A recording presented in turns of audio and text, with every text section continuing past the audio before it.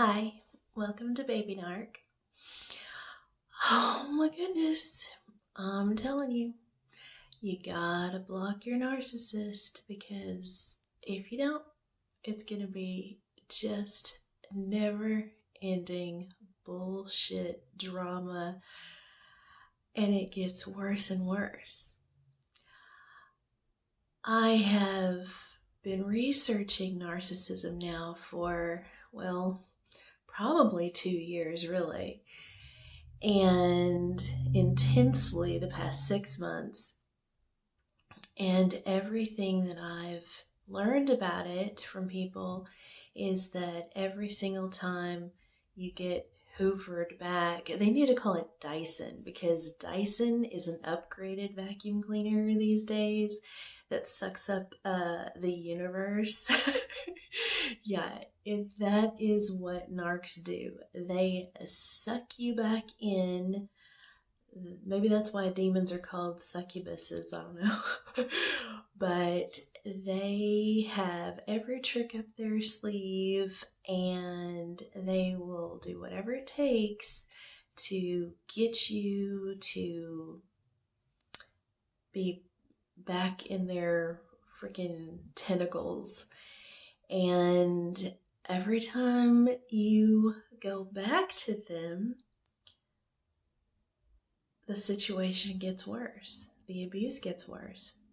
Now, I have been super fortunate. I'm probably the luckiest narcissist victim ever because, Brian doesn't put his hands on me. He never has. He's never shoved me, anything like that. He's never thrown anything at me.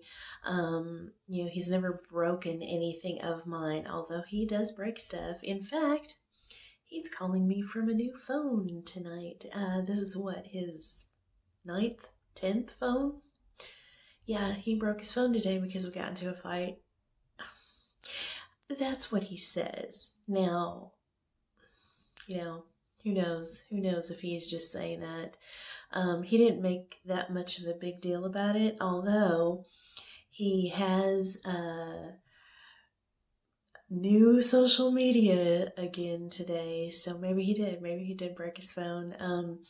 He sent me a video while we were fighting today of him threatening to break his phone, and he slammed on the brakes and pulled over, and he's like, I just can't talk to you, and he's like, I'm about to break shit, it's not gonna be good if you make me break things. I'm like, dude, calm down. I'll tell you what happened in a minute. But he, like I said, his abuse towards me is mostly just, hurting my feelings, breaking my heart, that kind of stuff. He's never given me like an STD. He's never done anything physically to harm me. He's never flat out stolen from me. I mean, he connives me into, letting him borrow money permanently, but he's never taken anything from me. So, I guess in my head, I kept thinking, well, all of these narcissist survivors and victims that are still in the middle of it, they all claim that every time they go back to the narc, that the abuse gets worse. But in my sick, twisted little brain, I think to myself, well, he's an asshole, but, I wouldn't, for the longest time, I didn't even consider it abuse, but it is, and he, ever since the party that, we had that he, got me to have, sorry, and demanded that I invite Shitmantha over and then left the party, blah, blah, blah, blah, blah, blah, blah. You'd have to watch my series of videos to catch up, but this is the nastiest that he's ever been with me. And, and it's all, of course, just been, conversations, either on the phone, texting, or in person. But, like I said, it's, the things that he's saying, it's total abuse, I mean, when you say fuck you and I hate you and you're a bitch and then all these other things, calling me out of my name, just being horrible, saying horrible things, and I mean, that's abusive. You don't need to fight like that. I mean, I always kind of consider fighting is how you would handle yourself at work. If you really had a problem with your boss, would you act like that? Would you, handle the issue nasty like that? Of course not, because you get your ass fired. So, and listen, now when we're fighting, if you saw us fighting together, I mean, I do say some pretty nasty things myself too. I'm not trying to paint myself as, an angel, but I, all of my nastiness is prompted by his nastiness first. And, it's me lashing back out. It's not offensive, it's defensive. And, I'm not saying that the things I've said are okay, but, he is at a whole other level than I am when we get into these arguments.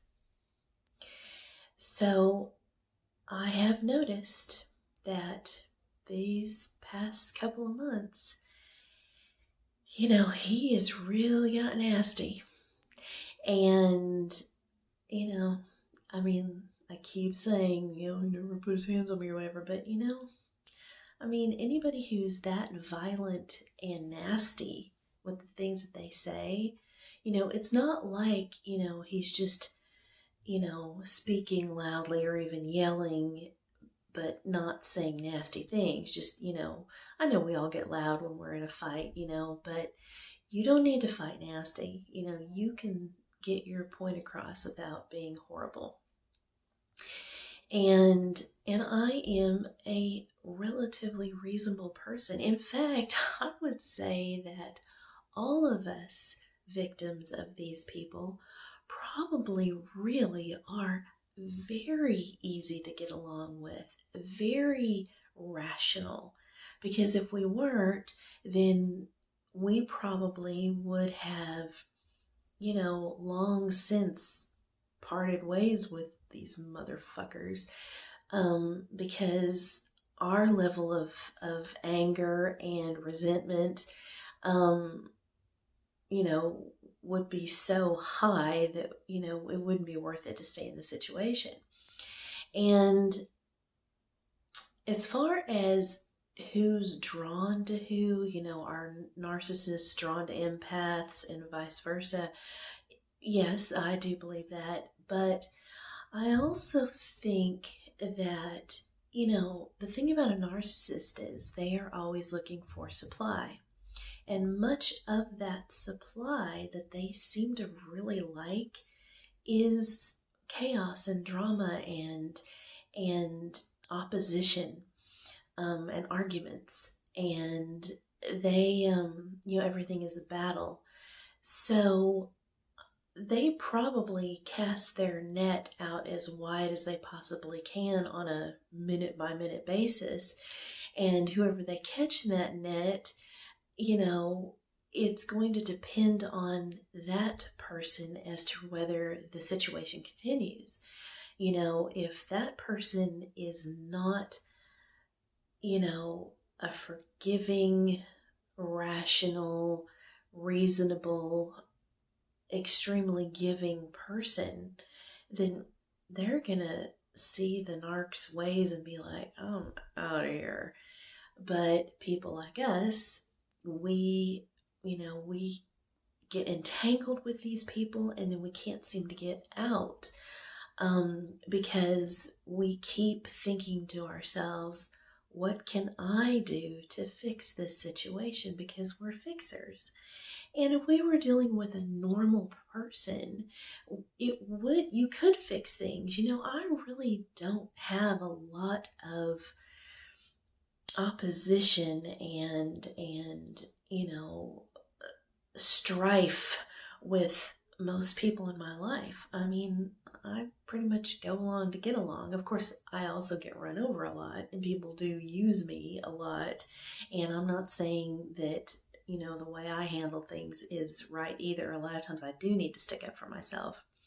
If I would have stuck up for myself in the beginning with him and seen it for what it was, I would have been out of there and I wouldn't be involved in what I'm involved in right now. But like I said about the getting Hoovered, Dysoned, we're going to change that name, getting sucked back in with the force of a vacuum. Every time the narc, every time they part ways from us, whether it's because they ghosted us or we had a fight with them or we just were like done and, got to that point, every time we've parted ways from these people, they don't want to let us go. They want that foot in the door. So they will do whatever it takes. And of course, everybody's different. So he knows how to Dyson me. And I'm sure that all the other people that he Dysons, I'm sure of course, he uses different tactics on them because that wouldn't work, whatever whatever. So, what ends up happening and what everybody says, and I didn't believe it until now, everybody says that every single time you go back, the abuse gets worse. And I'm seeing it. And, most of our relationship, every time I would go back, quote unquote, to him, it wasn't, we don't live together. And, he ghosts me so much. So me going back was not necessarily physical. It was more just like, oh, here, we're going to start talking on the phone again. So, I have not spent a great deal of time with this man, in person. We have never spent more than 3 days together. I mean, like solid 3 days. Like, I think maybe 2 is our max. That's been rare. Okay, so here's what happened. Okay, so my last story, I never know where I had left off before, but basically I had blocked him, then I unblocked him, which I should not have done. But with blocking, you could still leave a voicemail, and of course that's what he did. So when I had him blocked, he left a voicemail saying, hey, what's going on? Why do you have me blocked?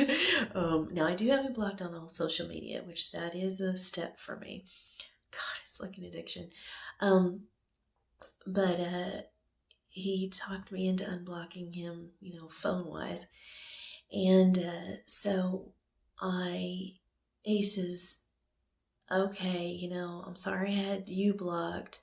Please unblock me. Let's talk. And he says, I know you said that you sent me some pictures and a video, so resend them to me. So of course I did. Well, he, at the time of this phone call, he is hanging out with one of his buddies, one of his drug dealing buddies. So they're all fucked up, on meth. And so that's why he's being nice. That's why he's in a good mood. So I send him, this video and a couple of pictures. And he's like, oh, send some more pictures. My buddy wants to see you. His name's Carrie. And just like, whatever. I've never met this guy, okay? I mean, 4 years have gone by. I never met this guy in person. Talked to him on the phone, but never met him. So they're all fucked up. And of course, these drugs, they make you horny. So I know what they're doing. I know that they're like looking at my pictures and talking about me. Total disrespect. And, no, I didn't send any kind of those pictures, although he was asking me to. And they were hanging out, so, if I would have sent something, he would have showed his buddy. Isn't that fucked up? And he's done stuff like that to me before. So, I basically I ignore that request, and he says, he keeps saying, "Oh yeah, Carrie thinks you're so cute. You're so sexy. You'd make such a good girlfriend." Like, and I said, well, I already have a boyfriend. It's you. And he just ignored it. And so then I said to him, I said, so, what's the deal? You just want to be friends? And he's like, no, of course not. Now I know what he was doing is because his buddy's right there. So he's trying to make it look like, he and I are together. So of course he has to be careful of what he's saying because, and I wasn't having it. So he's trying to like engage me in like a little conversation, making it sound like so his buddy would have heard us talking on the phone so that Brian could make it look like, oh, me and her are together, blah, blah, blah. And I wasn't having it. So I just kept saying, I was like, why don't I ever see you? Why did you have me on block? I just kept, hammering him.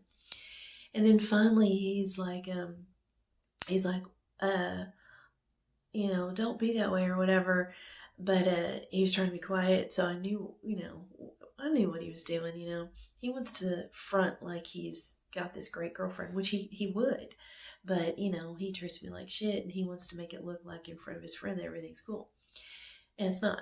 So I said to him, I said, well, I met this lead singer about a year ago and he and I have been talking and I've never went out with him, but he keeps asking me out. And that's actually true, by the way. He doesn't believe it. He thinks I'm just trying to make him jealous, but it is actually a fact. Who knows? Maybe that's who I'll end up with. So he's like, oh, lead singer, huh? Blah, blah, blah, blah. I said, yeah. I said, I guess I'm going to go out with him. And I said, bye. And so I hung up and then I blocked him.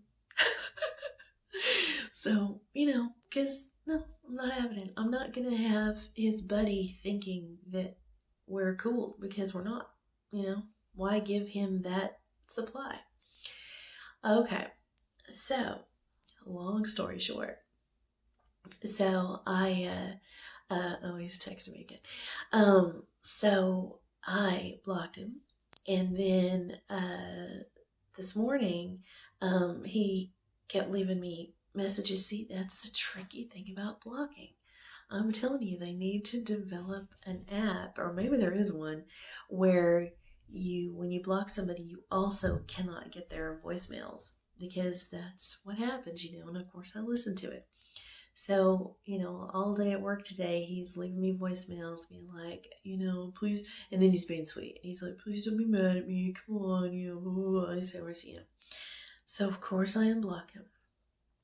Okay, so on my lunch break, my time, I'm talking to this fucking idiot. And so we're having a good conversation and whatever. And then he says what was it? So we're talking blah blah blah, and I was like, I've got this great apartment, you spend hardly any time here, what's the deal? And I was being sweet, and he's like, well, it was, I just, he was he was blowing me off, but he was being sweet about it. And so I asked again, I said, well, come on, let's, start hanging out here. And he goes, well, can my buddies hang out there too? I'm like, what? I'm like, I guess, but I'm talking with you right now. And another thing that he has done all along, because he triangulates, he's always talking about someone else. Constantly. He talks about people. It's the weirdest thing. And I'm going to get more into that and tell you some really fucked up shit he's done to me. But I'm like, I said, that's a weird question. He goes, why is that a weird question? And I said, well, we're just talking about you and me. Don't you want to just like be at a place like just us? And he's like, yes, of course. I was just kidding. Why do you have to go there?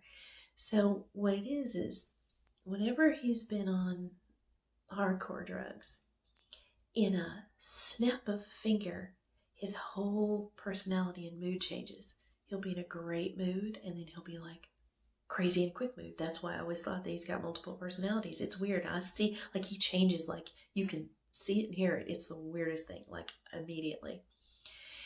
And then of course the other, changes back too. Like, you might be in a really shitty mood and then change back to good. It's fucking crazy. So I know, I'm like, oh shit, here we go. So I say, I said, I wasn't trying to start anything. I just, I want you to spend time with me, spend time with us alone. Oh, here we go. Oh my gosh. Oh man, he laid into me. And now then he hangs up, and then it's all text messages, because he wants to be able to lambast me with like 8,000 paragraphs of what he really wants to say to me. Man, he said some really nasty things. He says he doesn't like blonde hair. Now, I've definitely had different hair colors, but I mostly have blonde hair. Like, that's kind of my thing. I mean, that's what looks best on me, really. And I can't believe that he said that. And he also said that he thinks I'm crazy. He thinks I'm just a crazy chick. He thinks that it's really annoying that I send him pictures and videos and say, hey, I'm sending you a cute video, or hey, did you think that my picture was pretty? He says, that is so conceited of you. When you ask me stuff like that, it grosses me out. Like, why would I want to be with a chick like that? Then he says the blonde hair thing, and he says, Shelly had blonde hair. It's like, did you dye your hair because you're trying to be her? So, I mean, right? And I'm just like, wow. Then he says, that day I borrowed your car, I get in the car and, you got hip hop blasting and rap and shit. It's like, who do you think you are? He's like, if I can't even be around some chick who is into the music that I'm into, it makes me feel like I can't even, trust you. I mean, just weird, right? And then he says, and you talking about some other guy, you would go fuck him, you go right ahead, go fuck him. You want to be a whore like that? I would never marry a whore. Oh my gosh. And then, oh my gosh, what else did he say? I should have written it all down. He says, you're always asking me to hang out with you. Don't you want me to have my own life? I'm like, dude, we never hang out. He's like, I don't like being told what to do. And then he goes on in about 8 more paragraphs about women. So, something else I've been learning about male narcissists is they are misogynist. Now, I never really thought of him that way. And I wouldn't consider myself a feminist. I mean, I'm just a hard worker. I think, and, I've had success in my life because, of my own doing. It's not that, I don't know, it's weird, but he went on and on about you women are all the same. All you do is want to hold a dude down. Now, not hold a dude down in the good way, but like, keep him down like I'm a ball and chain. And, you just don't want me to have a life. And, I like living with my parents and taking care of them. Yeah, you don't take care of shit. And you just want me to move in with you. I guess you want me to just take care of you. I'm like, dude, you won't even freaking buy me a pack of cigarettes. You think that I really expect you to freaking hold me down? I mean, come on. So and I'm serious. And then he went on and on about all the women in his life. And of course he mentioned Shelly and Samantha. And then he also started talking about the women in his work. And I mean, just going on and on and on about women. So you know what? I mean, not that I didn't know it, but I mean, it was like a real slap in the face to realize he does not like women. He really doesn't. And here's a problem. I'm a woman. So I guess by default, I'm fucked.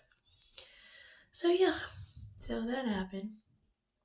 Now, of course, oh my God, I mean, he just went on and on. I mean, it was ridiculous.